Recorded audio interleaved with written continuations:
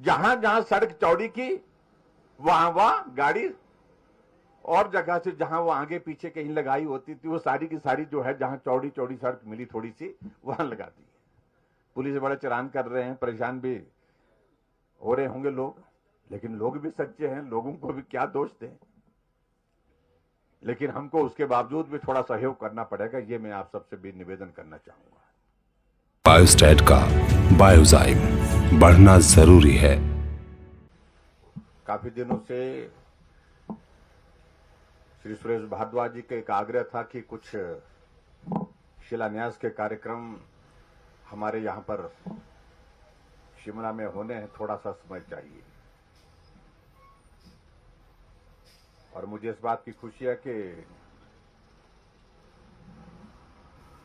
जो शिलान्यास के कार्य यहां होने थे, जिसके लिए विकास को गति देने के लिए जो हमने आने वाले समय में जो काम शुरू करने थे, उसकी आज विधिवत शुरुआत हुई है। और उस दृष्टि से शिमला में दाड़नी का बगीचा, जो शिमला में सब्जी मंडी का, जहां हमने शिलान्यास किया लगभग 20 करोड़ की लागत से, और उसी तरह से क्लिनिक चौक पर जो फ्लाईओवर, उसका भी शिलान्यास किया, वो लगभग 10 करोड़ की लागत से। उसके लिए भी मैं आपको बहुत बहुत बधाई देता हूं। और ब्रॉकहाउस के समीप जो विकास नगर में फुट ओवर ब्रिज फेज 2, वो 2 और 3 शिलान्यास उसका भी किया, लगभग 8 करोड़ की लागत से वो भी। और उसी तरह से ढली में बस अड्डा का जो हमारा यहां पर जो शिलान्यास हुआ है, और यहां पर कमर्शियल कॉम्प्लेक्स भी साथ में, जो 17 करोड़ की लागत से बनकर के तैयार होगा, उसका भी शिलान्यास हुआ। उस सबके लिए मैं आप सबको बहुत बहुत बधाई देता हूं। कुल मिलाकर के हम ये देखें तो 4 जगह हमने जो शिलान्यास किए हैं, उन 4 जगह शिलान्यास में लगभग 55 करोड़ रुपए के शिलान्यास आज इस विधानसभा क्षेत्र और हमारी शिमला विधानसभा क्षेत्र में हुए। इसके लिए मैं आप सबको बहुत बहुत बधाई देता हूं। जैसा कि भारद्वाज जी कह रहे थे कि शिमला प्रदेश की राजधानी है, और स्वाभाविक रूप से राजधानी के साथ साथ में ये एक इंटरनेशनल टूरिस्ट डेस्टिनेशन भी है।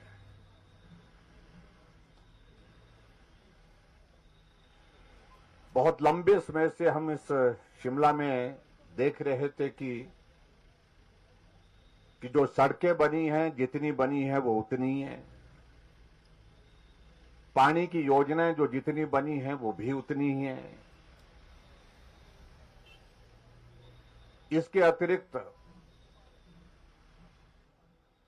अग्री इंफ्रास्ट्रक्चर के हिसाब से हम इस बात को भी देखें, चाहे वो पार्किंग की व्यवस्था है, चाहे पार्किंग व्यवस्था के साथ साथ चाहे वो हॉस्पिटल की आईजीएमसी की व्यवस्था है, ये तमाम सारी चीजें लंबे अंतराल से जो है वो एक जगह ठहरी हुई थी, एक जगह रुकी हुई थी। हम वर्षों से शिमला में आते रहे हैं, जाते रहे हैं, और हम भी ये मान करके बैठे थे कि अब शिमला में सड़कें चौड़ी करने की गुंजाइश नहीं होगी। और हम भी ये मान करके बैठे थे शिमला में जो परिस्थितियां हैं, इन परिस्थितियों में ही जीवन यापन करना पड़ेगा।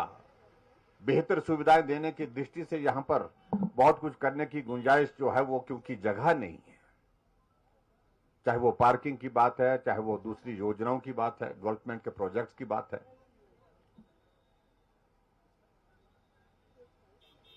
लेकिन आज मुझे इस बात की खुशी है कि हमारी सरकार का 4.5 वर्ष का कार्यकाल जो पूरा हुआ है, हमने बहुत बारीकी से शिमला शहर के अंदर क्या क्या किया जा सकता है,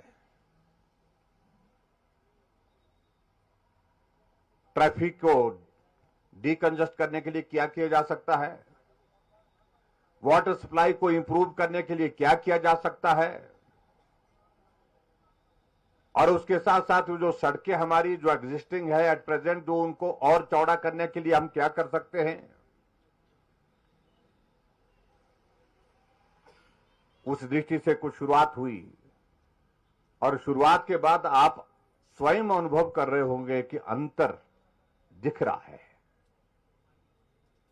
आज शिमला के शहर के बाद काट रोड से होकर के आप जाएंगे, पुराना बस स्टैंड जाएंगे, तो आप देखेंगे कि सड़कें पहले की तुलना में काफी चौड़ी हुई है। आप इस बात को देख रहे हैं कि रास्ते में पैदल चलने के लिए अलग से ट्रैक बना करके रास्ता, वही कॉल अलग से सुविधा शिमला शहर के अंतर्गत काफी बड़ी एक सुविधा उपलब्ध कराने की कोशिश हुई है। आप इस बात को भी देख रहे हैं कि शिमला शहर में वाटर सप्लाई का कितना बड़ा संकट आ गया था जब हमारी सरकार को बने हुए मात्र 3 महीने हुए थे और शिमला में पानी नहीं था, और राष्ट्रीय खबर नहीं, अंतर्राष्ट्रीय स्तर पर उसका शोर पड़ा। लेकिन हमने उसी दिन तय किया कि अगले साल तक शिमला शहर में पानी का संकट जो है वो हमेशा हमेशा के लिए समाप्त करना है। हमने 70 करोड़ की चाबा की स्कीम जो है वो अप्रूव की और 8 महीने में 9 महीने में उसको बना करके तैयार किया। मैं दावे के साथ कह सकता हूं कि हिमाचल प्रदेश में किसी वाटर सप्लाई स्कीम में जो इतने 70 करोड़ रुपए की लागत की, उसको 9 महीने में बनाने का रिकॉर्ड आज से पहले किसी योजना का नहीं है, जो शिमला की बना करके हमने तैयार किया। इसलिए हमने तय किया कि अगले गर्मी के सीजन में शिमला में पानी का संकट नहीं होना चाहिए। और आज मैं देख रहा हूं, हमको 4.5 वर्ष का कार्यकाल हुआ, उस पहले संकट के बाद आज हम शिमला में कह सकते हैं कम से कम पानी का संकट नहीं है।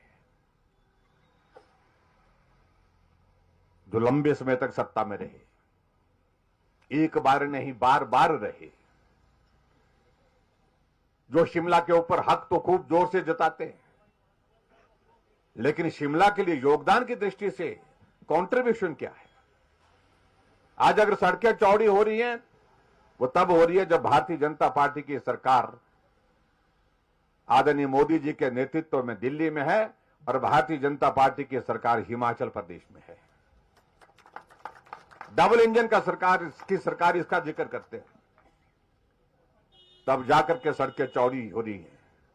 लेकिन ये बात सच है कि भारद्वाज जी भी कह रहे थे, हमसे भी कई लोग बोल रहे थे, मैंने कहा सड़कें चौड़ी हो गई, अच्छा हो गया, बोलता वो तो अच्छा हो गया, लेकिन लोग जो है वो उस चौड़ी सड़क को फिर वहीं पर पहुंचा के बैठे गए। उनको लगा कि बहुत अच्छा किया भारद्वाज जी ने, बहुत अच्छा किया, भारतीय जनता पार्टी की सरकार ने हमको गाड़ी खड़ी करने की जगह मिल गई। गाड़ी भी सड़क पर ही खड़ा कर रहे हैं। जहां जहां सड़क चौड़ी की वहां गाड़ी, और जगह से जहां वो आगे पीछे कहीं लगाई होती थी वो सारी की सारी जो है जहां चौड़ी चौड़ी सड़क मिली थोड़ी सी, वहां लगा दी है। पुलिस बड़ा चलान कर रहे हैं, परेशान भी हो रहे होंगे लोग, लेकिन लोग भी सच्चे हैं, लोगों को भी क्या दोष दें। लेकिन हमको उसके बावजूद भी थोड़ा सहयोग करना पड़ेगा, ये मैं आप सबसे भी निवेदन करना चाहूंगा।